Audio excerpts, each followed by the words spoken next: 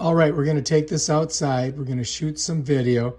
We're going to load it up on Final Cut Pro and make a decision on whether we think we like this or not. All right, so we're checking this out and seeing what we think. I'm not sold on it, to tell you the truth. All right, so now I'm shooting video on this Canon EOS RP mirrorless camera in my backyard, and I'm trying to move very slowly because the camera's a little jumpy if you move fast. So I'm not quite sure if I'm satisfied with this, because I think my iPhone shoots better video, to tell you the truth. I mean, so far I'm not really impressed with the camera's quality. It's okay, yeah, it's not great though. And I was hoping that this would be great, a mirrorless camera. I was very interested to see how it was going to work. But apparently, I don't know, I might send this back.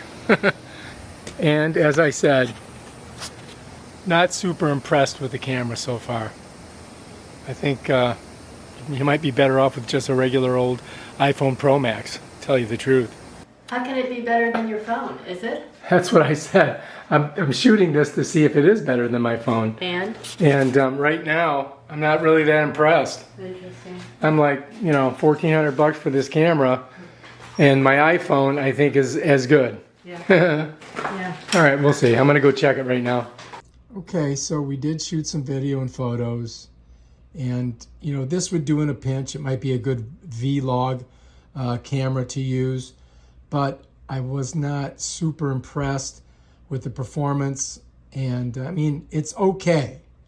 Don't get me wrong. I mean, this will do in a pinch, but I think that, you know, just taking my iPhone and shooting with my iPhone, I'm going to do much better and get better image quality. Canon, you're going to have to do better for $1,400. I just have to say that. All right, if you like this video, subscribe to my channel and check out my other awesome videos.